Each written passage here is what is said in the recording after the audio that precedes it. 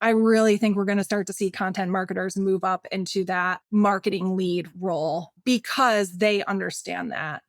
And, I think that was part of the reason I like Vector was so appealing to me when the opportunity arose. Was like they had the ghosts on their site. They named the problem. They had fun colors. There was like a little bit of, I don't know, sass or attitude to their vibe and their tone. And it spoke to me as like my past in B2C, right? Where everything has a mascot and you actually like try to capitalize on emotion and not just like, oh, there's frosting on every flake. It's bigger than that. And I think we're going to start to see like this is going to be the new wave where marketers who understand that are rising to the top. And it's just more fun. This is a more fun job to like be creative and like, I don't know. I love that stuff. Like what I love about marketing is like if my kid's school was doing a fundraiser and they wanted help like getting more parents to like donate, I'd love to be involved in that and like come up with something creative. And that's what we're doing just at a bigger scale with like a B2B brand. And like, that's the fun shit. That is so fun. What's not fun is all the other internal and people stuff and da-da-da. But like, I think if we can do more of that, like craft, I love this lately, like the craft of marketing, the art of marketing, that's what's fun.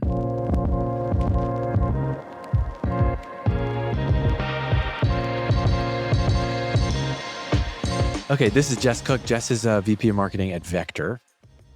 And I invited Jess on the show because 2026, I'm back on this podcast and I want to do something different, not different, revolutionary, but different for us. I was kind of in a rut of just doing interview, talking about your background. People really don't care about that. They want to know, they want to talk to marketers who are doing cool shit. And we're like, let's go into this year and let's just have a bunch of people on from our community, from our universe, come on and actually talk about marketing. I want to start making the podcast that I want to listen to. Again, not so many interviews. And this is an interview, but we know you're doing cool shit. And that's where we're going to hang out and we're going to talk through today. We did a bunch of prep on this. We got 4 kind of topics that we're going to dive into based on the work that you're doing at Vector. But Jess, tell me what is Vector?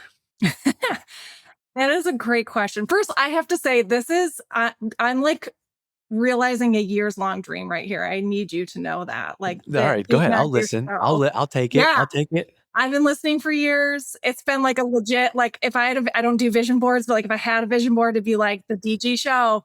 Got to be on there someday. So making dreams come true. God, that feels good.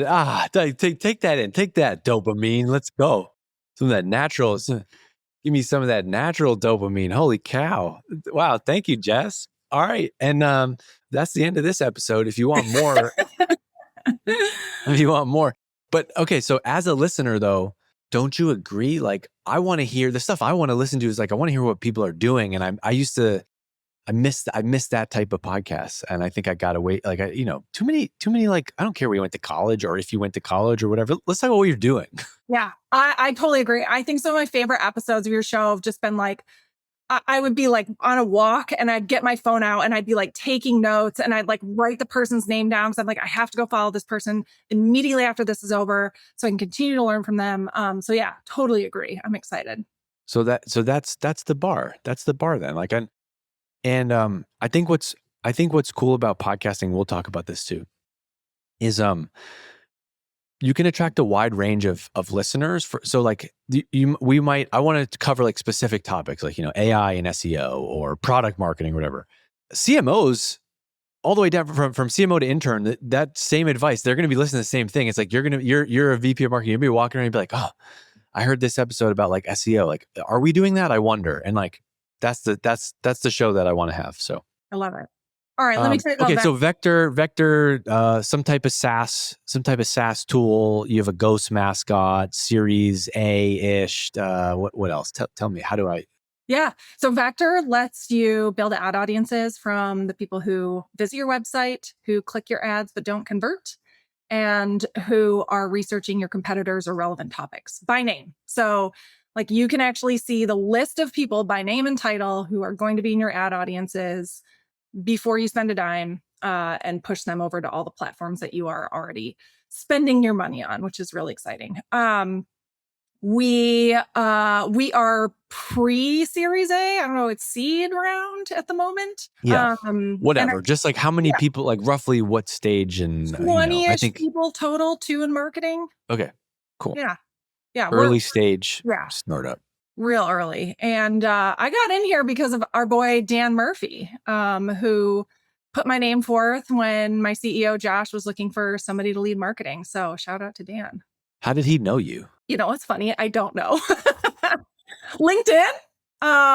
We had never actually formally met. I'm sure He's he's trying to get the referral bonus. He's just yeah, sending in, like, he's just yeah, looking at like first degree connections. Like, yeah. Well, Josh was looking specifically for someone with a content and brand background, which is interesting, an interesting choice for a marketing leader right now. I think it's a great choice for a marketing leader right now. I think it goes against a lot of conventional wisdom and kind of tradition is like, who should your marketing leader be? So I was really lucky that whatever I did in the community or on LinkedIn got me noticed, and Dan put my name forward, which was amazing.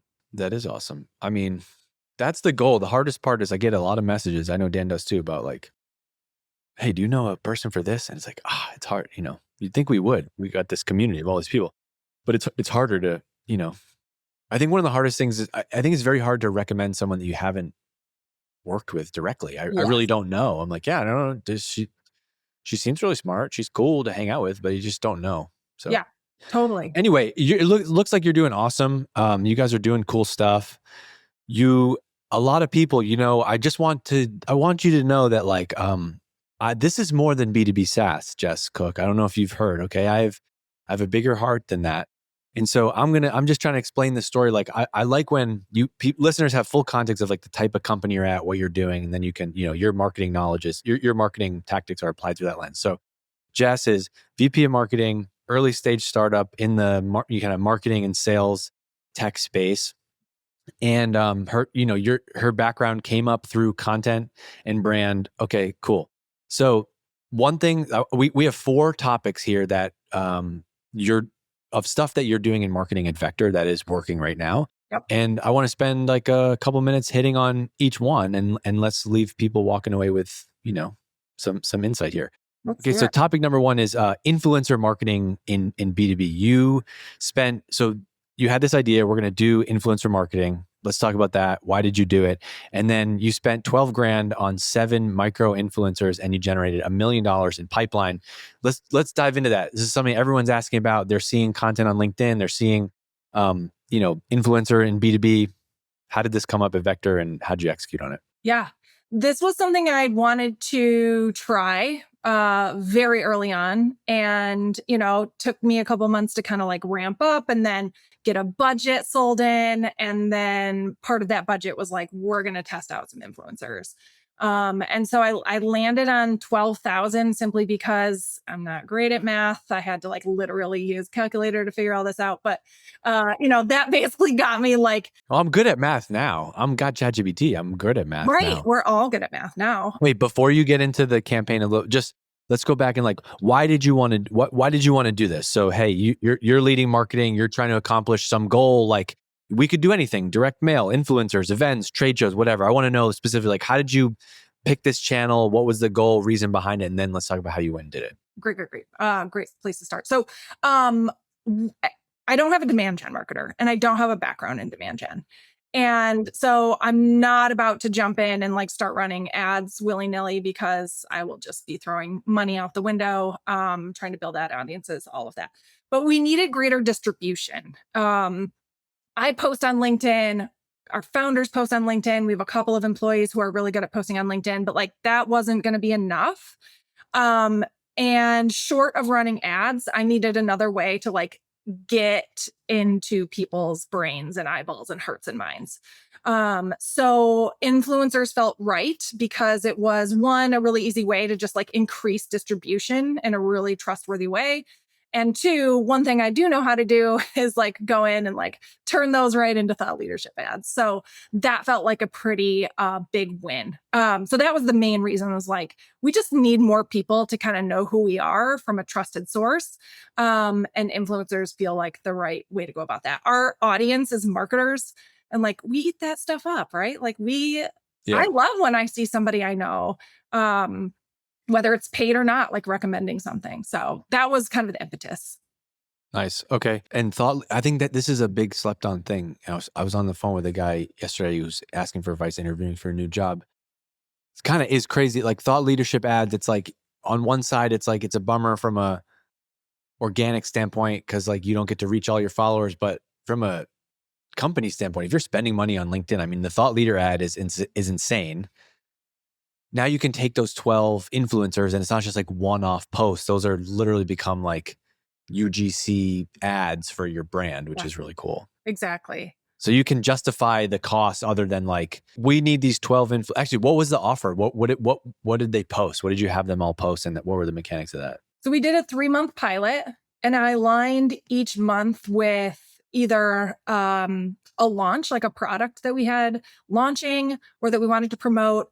And then one of the 3 months we had done a survey and I gave them like all the results basically and had them like post about the results and the implications of it. So each month was kind of aligned to that. And we ended up kind of doing a mix of like customers and non-customer influencers. They were not people with like huge followings. Like average was like 12 or 13,000 followers, which is incredible, super respectable. But No, wait. If you only have 10,000 followers, we are not offending you right now. If you're not, I don't know if you know, I have 190,000 followers. So that is nothing to a guy like me. So yeah. pennies. Yeah. No, so Yeah, that's good. there's so much trust, I think, built into those like kind of audiences of that size, right? Well, also, hold on. This is also like, this is what's crazy about B2B. And you don't need hundreds. You're not doing this to generate hundreds of thousands of impressions or leads or whatever, right? Like you could get, I don't know how much Vector costs, but like whatever, let's just, make some simple math. I mean, we have like sponsors that we work with, for example, where if they get like one customer from doing a sponsorship deal with us, the math is amazing. And so Yeah. it's the same thing. It's like, we don't need hundreds of leads from this. It's like, can we get a couple hand raisers? Exactly. Yeah. Yeah. And that was kind of the goal. And the other thing I decided against doing with this was any kind of tracking. Like I didn't give any of the influencers any UTMs. I just wanted to try it. I didn't want to wait. I didn't want to like set up this whole system in the back end. Over that demand gen's person's dead body, would they have let you done that without no UTMs? I just delete them out. Delete. Yeah. Bye-bye. I know. They're so messy. But yeah, I just wanted to like directionally, is this going to work for us? We'll be able to see if it's working. But like, you're at a fun stage, right? Like you're like, you don't need to obsess over the measurement of this because like you're at an early stage where like, you will know if this worked. Yeah. Like, Yeah, did I come into the office did I show up at the bakery the next day and there was like 3 people in line and there's never been anyone in line? Like, whoa. Yeah. Okay. 100%. And we could feel it. Like you're totally right. We're at a stage where like we do a program like that and we feel it. At the end of the program, I went back and looked. The only real tracking I did was I went into our call recording software and I set up some alerts. So I set up like the names of all the influencers. I set up one for LinkedIn, which I know like they could have seen somebody else's LinkedIn post or whatever, but and then I set up one for just like influencer. And so I could kind of see that. And then we have a how did you hear about us field on our form. So I look back at the end of the 3 months and we ended up having What did you use for the call recording, by the way? Fathom. Cool. And is that pretty accurate? Like if you typed in like Dave Gerhardt, it would be pretty good about mentions. Yes. Yeah, absolutely. And do you have to count them or like, will it give you the count of the mentions? It'll give me the count of mentions. And I get alerts in my email too. Like every day there's like a digest of how many times something was mentioned. Could you say like over the last 30 days, how much has this been mentioned more? And you can do that in Fathom? Yeah. It has like a little AI chat thing built into it. So yeah, you could ask something like that. And it would be able to get that back to you. I mean, that's an amazing way to do this, right? It's like, if we can now track all, if you have a company where you have sales, in your case, like you have to talk to a sales rep. Yeah. Yep. So you can then mine every call to understand like, hey, and just ask, say, how did you hear about us? Oh, it must have been LinkedIn. Exactly. So yeah, I look back and we had Cool. over 3 months, Yeah. 45 demos that we could track back to this program, over 80% of which were ICP, which is pretty incredible. And that represents 1.1 million in pipeline. So yeah, like this is like, okay, I think the thing that gets hard then is like a lot of marketing leaders, a lot of CEOs would see that and be like, how do I pour $1 million into that? Right. And there's diminishing returns at some point, and just like bandwidth issues, right? Like I was the one to run that program. Yeah, no, it's all good. This is great. This is fun. We can't, everybody's marketing is different. Like we can't say, I just want to talk to you about what you're doing and how it's working and what we learned. Cause even just that little nugget, someone's like, oh, really? You could do that in Fathom? Like that's a nugget. That's a valuable thing, right? Yeah. I think too, And wait, hold on. Yeah. On the 45, on the 45 demos thing, none of your offers were even like, go start a free trial of Vector today. Wasn't it all like content? So there was no direct like book a demo. That means these people saw the ads, checked out your stuff, thought Vector was interesting, then went to book a demo. You weren't running like book a demo ads with the influencers, right? Yeah. There was no call to action. It was really just like, hey, here's this new product. Hey, here's this survey data. Hey, here's this thing you can do. And so that survey data was like, how would someone get it? What do you think the path was for someone to get it to tell me your best guess at how you think those 45 demos like happened? Yeah, I think a lot of it was, hey, I trust this person. This is really interesting. Let me go Google Vector. Okay, let me go to Vector. Let me kind of look around. Oh yeah, this is cool. I can build ad audiences with people that are actually named.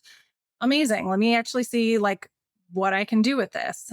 Did their ad copy say like check out Vector, or was like here's some cool data from Vector? It was a mix of both. Like I was pretty like hands off with these content creators because one, they know their audience best. Like I don't want them creating content they don't actually think people are going to resonate with. I asked for like, could I see your post 24 hours ahead of time? Just because I want to make sure like how you talk about Vector is right. But besides that, like it was kind of like, do what you think is right. Here's if you want to throw a link in the comments, here's like the page I would link to about this. But for the most part, it was really up to them, like how they wanted to talk about the content and the product that they were kind of handed. I did really loose briefs. Like it was just like, here's some messaging points. I gave them all like a very loose time frame, because I've been on the other side of this where like I've been paid by other companies to post something and they're like, we need you to post on this day. It's like, well, I already have plans for that day. I know, right? Or I've done like, happens to me all the time. I'm like very randomly, I'll have something scheduled. Usually I do it on my calendar and I'm like, oh shit, I double post it. I'm like, why is the engagement on this one so off? On that, by the way, I have an interesting perspective on this because we do, this is like what our sponsorship business is. It's been a part of our sponsorship business at Exit 5, right? We're essentially like an influencer type of company. It comes through like our newsletter and podcast ads or whatever. But in your example of like, you were hands off and letting them write the thing, I've seen a dramatic difference I think 2 years ago, I didn't have the same confidence that I have now. And we have the results from like working with sponsors, right? I think before I would be like, oh, whatever, this company, this is the ad they want to run. Like, okay, cool. Like this is the ad. And now I'm like, no, actually I can do a better job. Like I know this audience so well. Yeah. Like, let me write, hey guys, can I write the ad for you in the newsletter? And they're like, yeah. And I'm like, no, I should tell them that. And so now like we will get a brief, but we will write the ad in our tone, in our voice, in our way. And it works so much better. And it's like, oh, this is the lesson for influencers. And it's like, it's this weird thing where like the more we want to control it and like we get these messages, I get them all the time from like HubSpot as an example. They're like, hey, can you post, here's the UTM, like post this on this date. And I'm like, I understand they're trying to do like the big play like that, but there just feels like if you can really do it this way, it's better. How did you find these 12? Because this is what comes up all the time. Is there some magic database that you found to get these people? Like, yeah, there are a few tools out there. There's Hive site is one that's kind of cool where you can actually go in and like Hive site. Hive site. How did you get your 12 though? I kind of knew all of them. So four of them were customers. And so that felt really important to have like people who are actually in the product using it day to day and have seen business results can actually talk about this for us. And then the remainder were just I guess like Kaylee Edmondson, Brittany Blanken, right? Like people who are demand gen marketers that have so much trust built up in their communities and their audiences. You knew these people, right? And then there's probably industries. Let me ask this as a question. Do you think there are industries where you can't know who the people are, and so therefore you need like a database or something like that? Absolutely. I think it was easy for me because I'm a marketer marketing to marketers. And, my whole kind of sphere of people are marketers.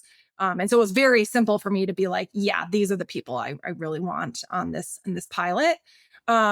I think it would have been a lot harder, like at my previous role at Island, which is, enterprise browser, and they were selling to like IT and, information security. Like I would have been like, I don't even know where to start. So there are tools out there that will help you kind of understand like who has influence with the people that you really want to reach. Could you have gone to someone at Island? Like, was there that customer internally, and could you have asked like, hey, who do you follow? Totally. Yeah, exactly. That's another great way. It's like who's like your internal SME, who's kind of the one with their ear to the ground. Can you talk to them about like where would our audience actually be like listening and getting their information from? Okay, so you did this. We'll move on from this section in a minute, but you did this influencer campaign. Seems like it was effective. I understand how you did it. Any parting thoughts before we move on to this like next part? Things I want to try moving forward are kind of like hybrid sponsorship or partnership plus influencer. So think like we sponsored the Notorious B2B podcast, and Tass and Tim, Tass Bober and Tim Davidson, who host that show. Part of that sponsorship was that they posted for us. Yeah, they're, little known folks. And so That's the fruit guy, I think. it's the fruit guy and the landing page lady. Yeah. No, I'm not. I've never heard of her. I'm not familiar. Right. So that's something cool I want to look into. I think video, I think a little bit more. What about like scaling this, right? Because Josh, like your CEO, Josh, like you tell him like, yeah, this drove 45 demos. Like, wouldn't the reaction be like, cool, let's do it again. Let's get 45 more. Why didn't you just do it again? Yeah, absolutely. Just kind of continue to do it. I think grow that pool. I think at this point, like now I would need to build a couple systems and some documentation to like really streamline it and help me scale it. Why don't you just get like those 12 and just have them on like a retainer for like the whole year? Yeah, that's it. That's the point, is like the long-term partnerships and the long-term relationships really do well. I think so too. I think especially in B2B, I think if you're selling consumer, it's like I could do one post and sell a bunch of, razors or whatever. In B2B, just because of how people buy, they're like your influencer stuff might be awesome, but someone just might not be ready to buy Vector 100%. Right now. Yeah. And so even, back to like what we're doing, right? We've shifted from like when I first started doing this, we would do like, a week-long campaign with someone wanted to do a sponsor. They wanted to get like a sponsored post from me. And we put them in the newsletter, and that would be like a one-off, like a la carte thing. And now it's like, no, what really works is like 3 to 6 months of like hearing Webflow, AirOps, whatever on the podcast over and over and over, plus seeing it in the newsletter. Then the deals come in, and that's what you want. We want people to look at it in like over 6 months. Did you get incremental lift from doing this? B2B is not going to be like, we sent a newsletter and like 40 people bought Vector today. It just doesn't work like that. We're done now. Yeah. Well, even like, on the flip side, like I've been doing sponsored posts for SEMrush for 2 years. So like they understand that too. Like I think the brands that are doing it right are like creating these long-term partnerships with Oh, like you're an influencer for them? Is that a recurring thing? Yeah. How does it work? Is it like a per month thing? I would say probably 8 to 10 times a year, they'll reach out and say, hey, we have this new campaign. Like, here's kind of what we're talking about. So just copy that for Vector. That makes a ton of sense. Like, yeah. Nice. That's a great idea. Okay, cool. Influencers done. Cool. Good on you. Keep doing it.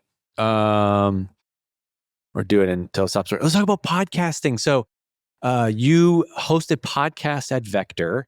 The podcast is called This Meeting Could Have Been a Podcast. And it is between you, the head of marketing, VP of marketing, and the CEO. How did this thing come to be? Why do you do it? Is it valuable? Must be. We're talking about it we're talking about it as a marketing tactic.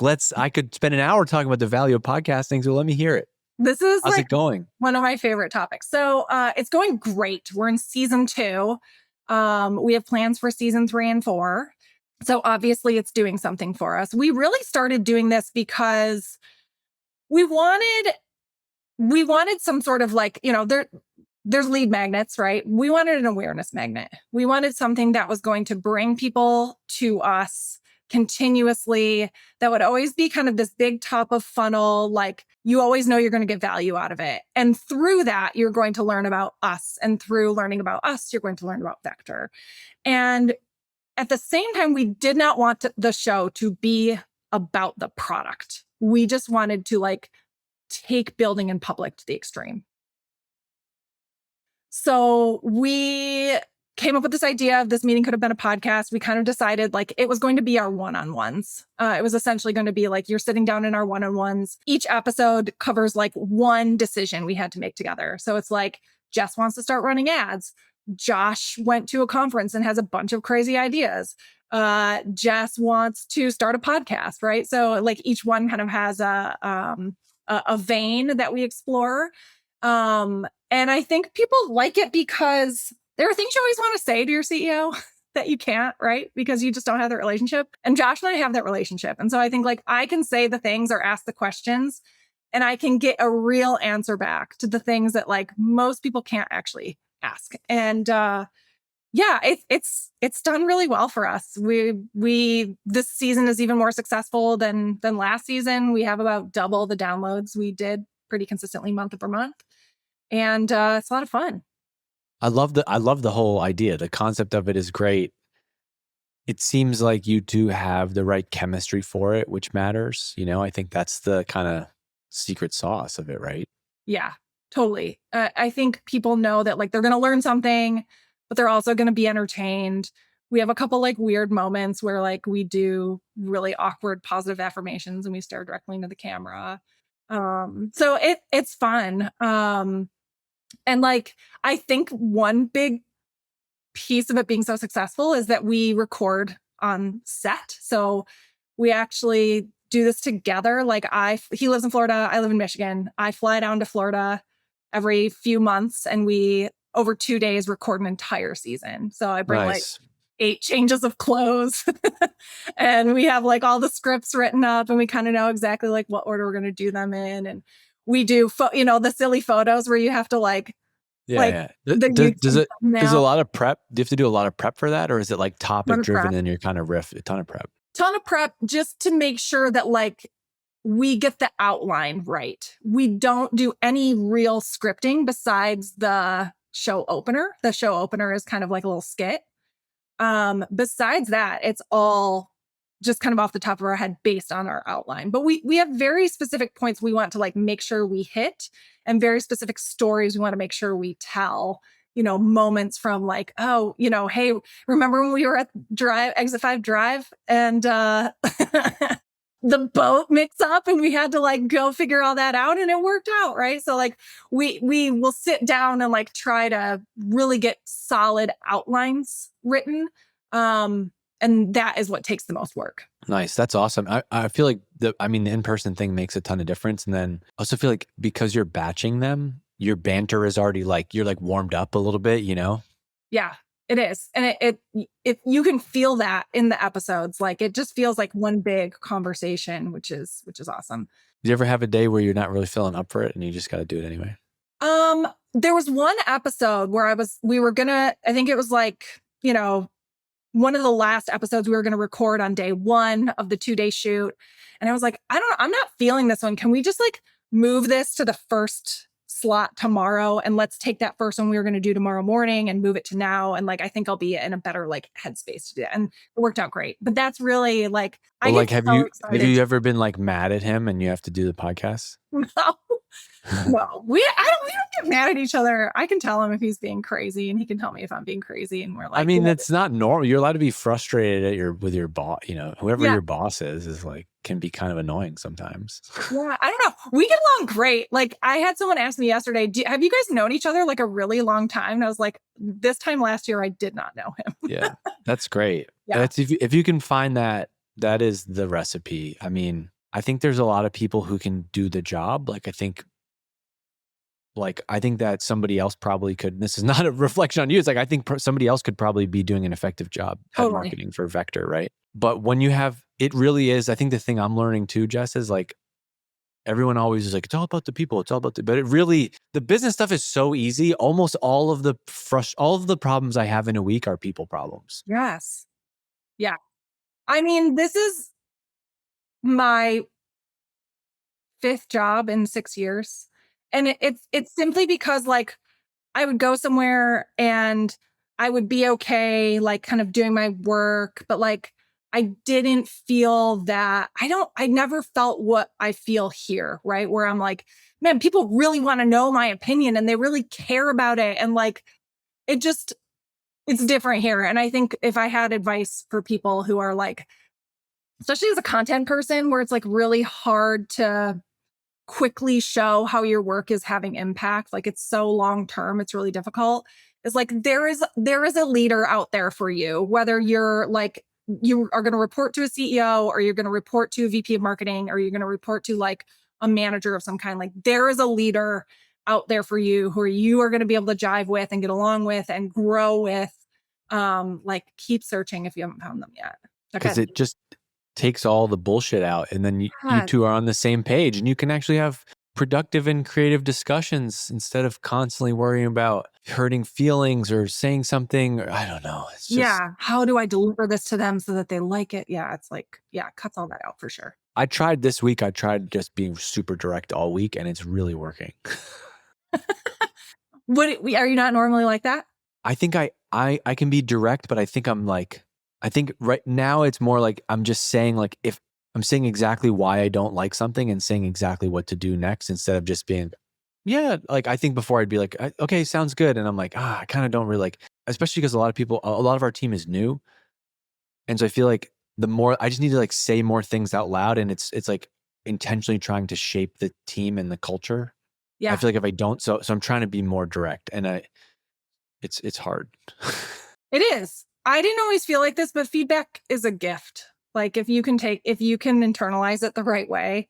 Mm. And I if know you, it's really hard though. I still don't love it, and it feels uncomfortable. And yeah, everyone's like, "It's a gift. It's a gift." Until it happens to you, let me just sit there and give you 10 minutes of feedback. You know, and it's like I get a lot of feedback, and I don't want any more of it. Like I'm good. It doesn't feel that good. But anyone who goes on a podcast is like feedback. Feedback is. I understand. I understand the concept, but it doesn't. We're still humans, and it's challenging. And then I think sometimes you need to just say like no, like the words no, like no. yeah, And it it's needs a to, full sentence. fuck, Leah says that to me all the time. She's like, just say no. It's a full sentence. We say no. No is a full sentence. But there's something that's weird about it. If someone emails me and they're like, hey, can I pick your brain tomorrow? If I just wrote back no, that would be an asshole move. So then what do? I just ignore it. Then I ignore the message, but then I'm also an asshole. I Anyway, know. in a work context, yeah, like it's okay. Like, nope, we're not doing that. Yeah, Okay, done. yeah, totally. Like it's a little bit like parenting sometimes, management and parenting. I'm not saying that teammates are children. I'm just saying like you just got to be direct sometimes. Yeah, you just got to say it like it is. Okay, on the results of the podcast. Now, you know it's working, it feels awesome, it's working, but what does that actually mean? I've been in a situation where we got a podcast and you feel it. You get DMs on LinkedIn, it shows up on sales calls. I'm wondering if you feel that in the same way. Yeah, I will tell you right now, I cannot tie it back to, I don't know, more than a handful of deals where it's been mentioned on a sales call, or I know for a fact that someone either saw a clip, heard an episode, right? However, I think like you say, we feel it. We feel the increase of, the kind of up and to the right increase of traffic, the growth on social between me and Josh. We're doing a live episode, actually. This is exciting. Next week, by the time this actually airs, it'll have happened. Thank God. I'm like really nerve-wracked about it. But is it in Florida? Like live in Florida? no, we're gonna do like a Goldcast webinar live recording, and it's gonna feel just like the podcast. Like it's gonna be wild. So we're doing more of it. Like even just like the registrations for that, I'm like, it's working. We have fans and followers and listeners. So you feel it beyond sales, which is like a cool benefit of it, which is like employment brand, personal brand. There just feels to be more. It's not like I know for a fact that the podcast has generated 6 deals for us, but it's more just like in general, since doing this, there seems to be more like buzz and air cover for Vector. Yes. Yeah. I think one of the marketing team's goals for 2026 is to be your marketing team's favorite marketing team. And I think that the podcast is a really great Who came up with that idea? It was me. Hell yeah. I mean, it's real. Like, I want people to, when they're asked, like, who's doing cool stuff, I want people to say Vector. And the podcast is an example of that. I like that. I like goals like that. Yeah. This is what happens when you put a content and brand person in charge of marketing. Yeah. This is healthy. The goal doesn't always have to be 7 million in pipeline this quarter. Obviously, that's the one that's going to get you to keep your job. But like, you do both. You're going to get more inbound because more people know Vector. I meant to say this to you earlier, but I like the goal of like, we're doing this to get more people to know that we exist. Yeah. How would they ever buy from you if they don't know who you are and do they like you? Like, that's a big thing too. Just likability. Cool. So, and then podcasts, you're going to double down on it. Yes. Still going. We're doing live episodes. Season 3 and 4, they're coming. Cool. Dan's on my ass about podcast downloads. It's my least favorite topic in the world. Why is that? I think you're doing amazing. Are you not? Yeah, it's fine. It's just like it's seasonal, the December and January, like Thanksgiving through January, like, and I've been doing this for 7 years now, and it's like every year, like I feel like I haven't listened to a podcast in 3 months, and that's okay. I'm still doing mine. Yeah. So he's just like, why are these down? Why? I'm like, dude, it's okay. It's okay. And then also, I don't know. I just feel like the goal is not, I don't really care if they grow like this, because the podcast, I think there are so many benefits of it beyond just like the growth machine. And it's like, we create content through it. You meet people through it. For you and Josh, like, it's an amazing way to get content out. You're now kind of like putting takes and bits on the record, and like that thing you said in the podcast actually becomes like a key piece of messaging, and like that becomes his like keynote at your event. And customers are DMing you saying they listen. People are sharing with their families and saying like, yo, check out the podcast of my CEO. So there's a lot of benefits beyond just the downloads. 100%. Do you think a part of it, like, did you commit to doing this regardless of how it went? Or did you say like, hey, we're going to do 3 episodes and try this? We committed to a full season, and just kind of wanted to see like what it would do. You know what, Dave? I think the thing that we really realized it was like becoming a thing was my and Josh's social following like really started. We started to see really steady growth. I've been posting on LinkedIn for like 3 years now, close to 4. And, the algorithm kind of does its thing year over year. And it's like you see growth and then it kind of levels off. You see growth. And behind the scenes for me, like I was starting to see like real growth again. And so I was like, something's happening here. Like this is happening. So I think that was the moment we were like, okay, even I think halfway through season 1 being distributed, like the 4th episode was out and we were like, we're doing season 2 again. So it makes a difference. It's hard to track, yes, but like you can feel it. You can find it. Damn, I'm looking at your LinkedIn right now and your post today. I'm like, is that me? It's a bald guy with like a stubble and he's got an Exit 5 crew neck on. I really was like, was that me for a second? No, the head shape is different. It's Jess. That's Josh. Okay, let's see. LinkedIn. You talked a bunch about LinkedIn. You've been posting on LinkedIn for 3 years. You said, holy shit, you got 37,000 followers. That's not a joke. That ain't no 10K, Jess. No, that's the main reason my daughter thinks I'm cool. you know? Love that. And you started posting 3 years ago? Is this all Yeah, been growth within 3 almost years? 4. I think it was April of 2022 I started posting. Cool. Yeah. You know what? You know those things, like imagine being one of those people who posts on LinkedIn. And then I'm like, that's me. Hi, I'm from. I'm like, you're looking at me, bitch. Yeah. And like, Yeah, what about it? Help me, exactly. bro. Or like, I mean, I think it just, and then there's another one is like, one day I want to, the point of working, you've seen the other ones, like the point of working is to never have to use LinkedIn. Hey, you know what? I will tell you the point of LinkedIn is to never have to apply for a job ever again. That is. Or like to have you have a family, you want to make money. That's okay. Yeah. You're running marketing and you have like a great company paying you money to talk about their products. And like, you can use that money to live your life. Like, God damn, that's good. That's It is good. amazing. Yes. But that's crazy. 3 years, 37,000 followers. I mean, hey, heck yeah.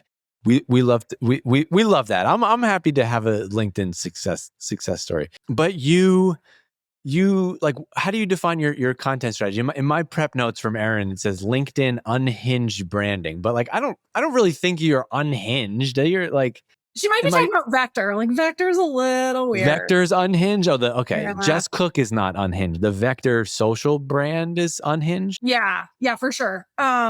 Which honestly, like all I do for the Vector social page is just like repost me and Josh's stuff, but from the podcast mostly. But yeah, my content strategy is like I really started posting on LinkedIn because okay, hold on. Actually, I got to go back even further. My background is in copywriting and creative direction. I was a copywriter and creative director on B2C brands, McDonald's, Rice Krispies, Frosted Flakes, Pop-Tarts, Cottonelle, a lot of like CPG stuff for 15 years. And I made the switch over to B2B and SaaS in 2019. And I felt so lost in those first couple of years. Like I was like, they're going to figure out I have no idea what I'm doing. They're going to fire me. Like all I know how to do is write recipe descriptions for Rice Krispies treats. Like what am I doing here? And I finally got my feet underneath me and I finally it took a good 2 years, but I really felt like, okay, I actually I have some transferable skills here. Like I know what I'm doing. I know what good content is. And so I started writing on LinkedIn because I was like, man, I really wish I would have had somebody to just throw me a tip of the day, help me feel like I wasn't drowning. And I just wanted to be that person for someone else. And I just kept going. So that's kind of my ethos is like, what would help someone not want to cry at their job today? Like what could be something that could really help them out that they could use who's a content marketer or trying to move up the ladder or has an untraditional background that maybe is like, man, today is rough and they just need a little glimmer of hope. Can you remember a Rice Krispies recipe off the top of your head right now? Well, it's the same recipe over and over and over, and you just put a different topping. So it could be like butterscotch Rice Krispies treats, and you just put butterscotch in the original recipe. I kid you not, 200 plus recipe descriptions as a junior copywriter. Love that. Yeah. Look, I think it's great. I love the background and how that plays out. And I think it's the perfect era for this. Like I think you have to win by standing out, by being different, by getting attention, by getting people to like you. I did a podcast this morning actually with Louis Grenier, his books. Oh, yes. Yeah. Absolutely. And his whole thing is standing out, being different. He was great. He was super creative, reminded me a lot of kind of Harry Dry type of stuff. But yeah, I like that. Even just the fact that Vector has a mascot for some reason works for me.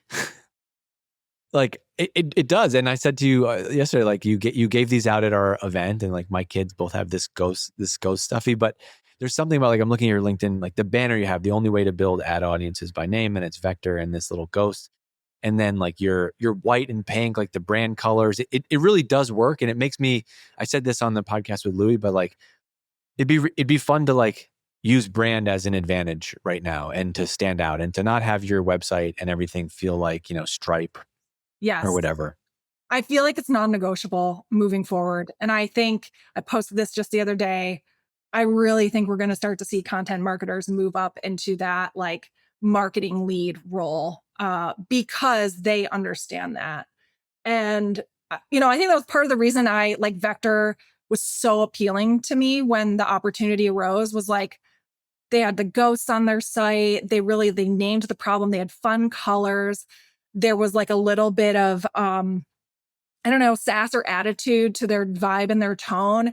And it spoke to me as like my past in B2C, right? Where everything has a mascot and you actually like try to capitalize on emotion and not just like, oh, there's frosting on every flake, right? Like it's bigger than that. And I think we're going to start to see like this is going to be the new wave where marketers who understand that are rising to the top. And it's just more fun. This is a more fun job to like be creative and like, I don't know. I love that stuff. Like this, what I love about marketing is like if my kid's school was doing a fundraiser and they wanted help, like getting more parents to like donate. I'd love to be involved in that and like come up with something creative. And that's what we're doing just at a bigger scale with like a B2B brand. And like, that's the fun shit. That is so fun.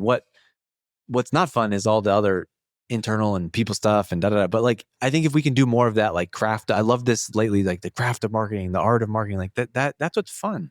It's so fun. And we lean pretty hard into the ghost. I think people really love him. Like I've had so many people tell me now that like when they see a ghost, they think of Vector. They don't think of Snapchat. Like they think of us, that's pretty wild.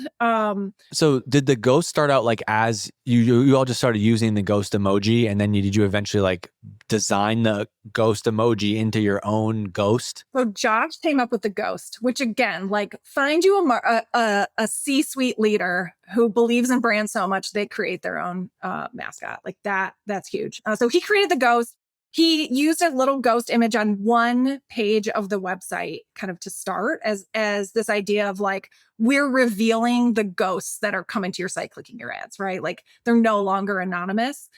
And when I started last year, they were a pretty big like part of the branding already.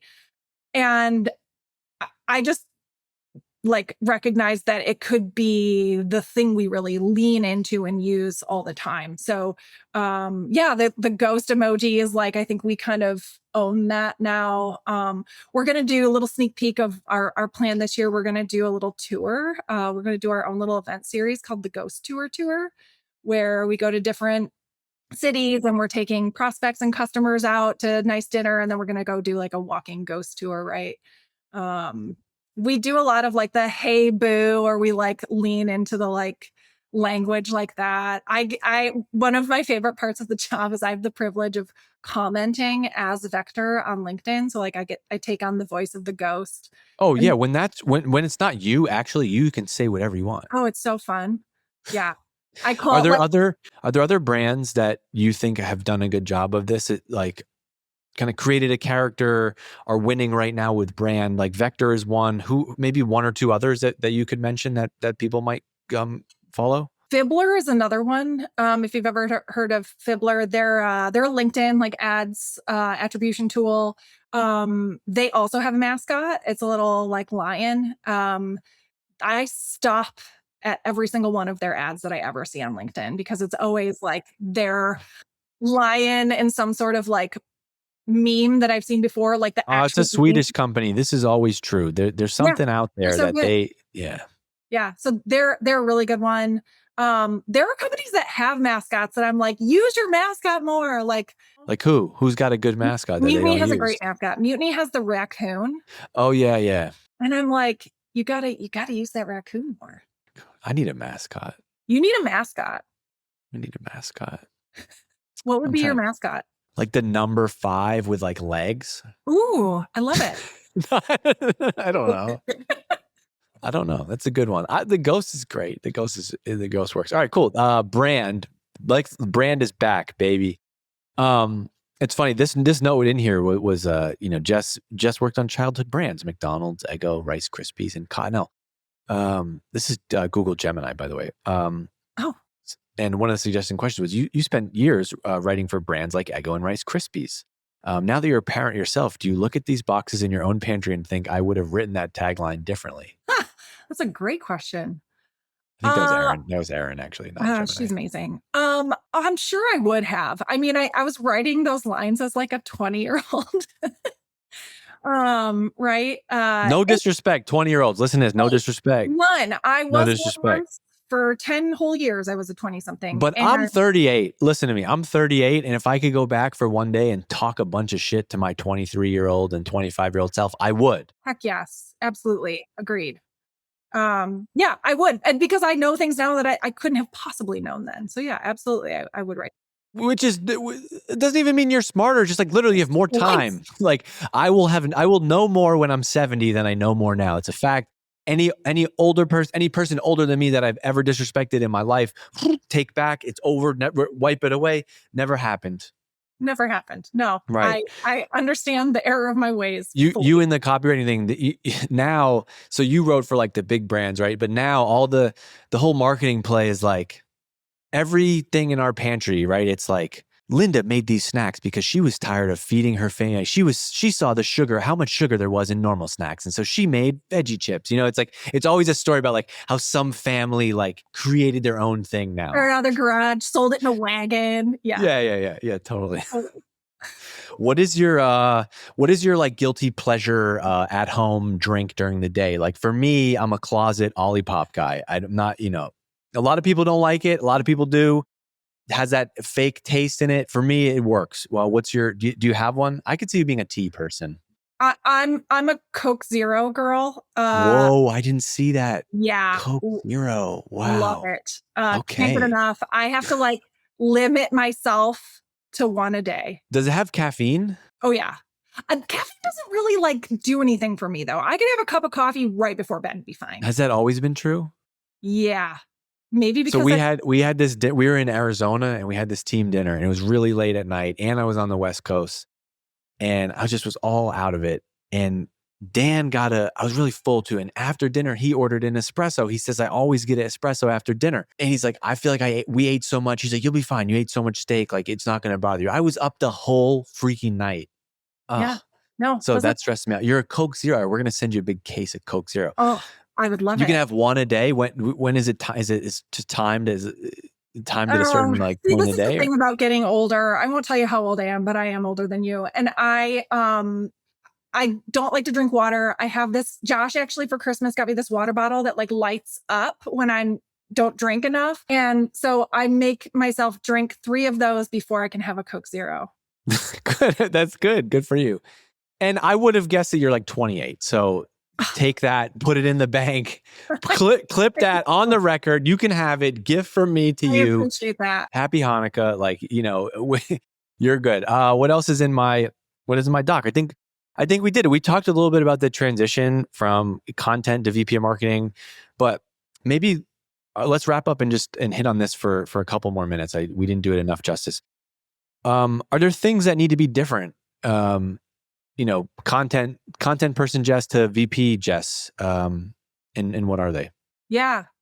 Here, I will tell you my weaknesses, and things that I need, like muscles I need to build now and started before I got to this role, but really need to build now that I'm in the role. But, one is metrics reporting. Like we do a lot. Like I think the first year of me being here was a lot of like vibes and feeling like, does this work? Do we feel the pull of this program we just started? Yeah, we think it's working.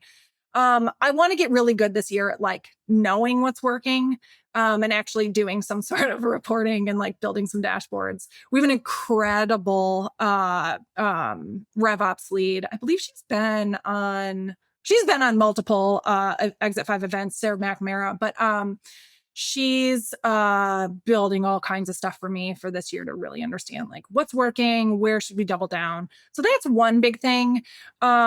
2, managing a team. When I was a creative director, I managed copywriters and art directors, teams of 10 or so. But it's been a while, and managing an actual like marketing team is that's a different skill set than being the individual contributor. So those are the 2 for me, is like really sharpening up on like kind of reporting and metrics and understanding like what is important. There's so much data that you could gather and like what's just noise and what actually is showing me that like we're doing our jobs. And second is just being a good leader for my team. We have a demand gen marketer starting later this month, which is so exciting. And yeah, so there will be 3 of us on the marketing team, and I just want to be a great leader to them. Sam's here. Hey, buddy. I think you're set up. I think that's also a key ingredient in your past without knowing you too well personally. If you can manage copywriters and create like to be able to be a creative director is you weren't a VP or a marketing leader before, but managing that many people and having to give feedback on work at that scale is very translatable. Yeah, for sure. Very important. He had to know where my baseball glove is. There's a foot of snow on the ground. I don't know why. They don't care. Kids don't care. They will swim in 50-degree water. They will play in the shorts and play in the snow in their shorts. Doesn't matter. Yeah. How do you balance keeping your sanity while working from home and having a family? It's not easy. If we could make a GIF, I say GIF. If we could make a GIF out of your reaction right there, that would be like, that's the answer. Let's do it. There are a few of those from our podcast that are gold. I make some crazy faces. I don't mean to. I am fortunate enough to be able to like get my groceries delivered, pay to have my house cleaned. Like, to anyone that has the ability to do those things, like I just say, do it. I think part of it too is like, I'm kind of okay with the house looking like a Toys R Us exploded in it at some point. And then knowing that like, I'll clean it up this weekend. So a lot of it is just like, what can I outsource? Very much like I would here at Vector, like what can and should I outsource? The other kind of side of that coin is like, I realistically have, let's say, a max of 50 hours to give Vector a week. And like I've told Josh this before, like that's what I have. And I will work my ass off for you in that 50 hours. And then when the kids are home, or we have Girl Scouts, or we have basketball practice, or, volleyball practice, like I'm going to sign off and I'm going to go enjoy those things without feeling guilty. And he has kids too. I think that's a really important piece, is like find yourself some leaders that if they aren't in the same life stage as you, at least to have empathy for that and will give you the flexibility you need to like live your life while you work. Mm-hmm. Amen. Because if you don't do that, you're an asshole. Yes. Facts. No lies detected. There you go. Send that to your boss. But are you able to fully turn off? Like you're not checking you're not like sitting up in the bleachers looking at Slack on your phone? Oh, totally. Yeah.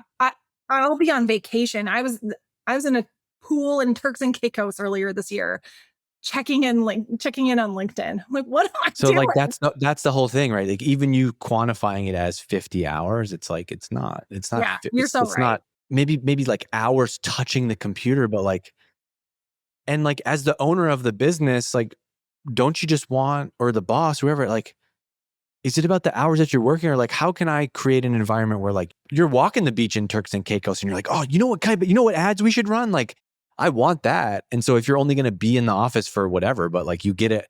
And we're in marketing, like ideas don't just stop. And so like, are you gonna be like, all right, my work brain is off. Like, Dave, do not get any ideas this weekend, because if you get them, you'll have to work. Those are the moments when you get the ideas, when you are away and you're walking. Every weekend ever is when I have ideas, because Monday through Friday, you're in meetings. And then when you finally get a minute, it's like, oh, ha. Yeah, unlock. I got it. I figured it out. Yeah. Do your kids know what you do for work? So my oldest will be 13 in 4 days. So she kind of gets it. She understands. She thinks it's cool that I have like LinkedIn followers. I mean, does age matter? My parents are 68 and they don't know what I do. So the age is not the qualifier for that. That's true. I feel like that, like, man, this generation, like, she showed me how to edit videos on my phone. She has shot videos for me for LinkedIn. So she totally gets like what I do, and that I'm helping building a company and we have a brand. Like she understands all that. My 6-year-old like doesn't really get it. She'll like come in and she'll be like, oh, that's you. Look at that. You know, like she thinks that's kind of cool. That was my guy that just came in, his Yeah. 6. And he literally, that's why he was like, Dad. Because he can't hear because I got these in. And so you're just like, there's no sound right now. And I'm just sitting here. He has no idea you're talking. Dad. Exactly. Yeah, I know. So yeah, they like get it, but they don't, you know, I mean, they don't really understand like what marketing is, but yeah. But they have nice clothes they can wear to school. Heck yeah. They know that. They have a Stanley Cup, or the Owala is like the big one now, the big. Give me a break. The whole issue at the kid's birthday was someone gave her an off-brand Stanley, and I had to tell her it wasn't a Stanley. And we got in an argument about it. I'm like, no, but seriously, this is why brand matters. That's not actually a Stanley. Yeah. Even at that age, it matters. But they created a cat. Anyway. All right, Jess Cook, you rock, man. Thank you for hanging out. This is great. Super fun. You can go find Jess Cook on LinkedIn. We're measuring your follower count before and after this. And so we will be able to directly track how many followers you got. Go check out Vector. And Jess is also like OG member of the Exit 5 community. She's in there. You could, holler at her in there, or, say like, hey, I heard Jess on the podcast and it was awesome. And then just send me any notes or feedback, dave@exit5.com, or reach out on LinkedIn. Big year ahead for our podcast. We want to share a lot of like really useful marketing stuff. And I hope we're off to a good start. But if we're not, send me a note and let me know, because they will, Jess. And you know what? Feedback, like we talked about earlier, Jess, feedback is a gift, right? And so it's a gift. Hey, thanks for making my dream come true. I appreciate it. Oh, do you stop that?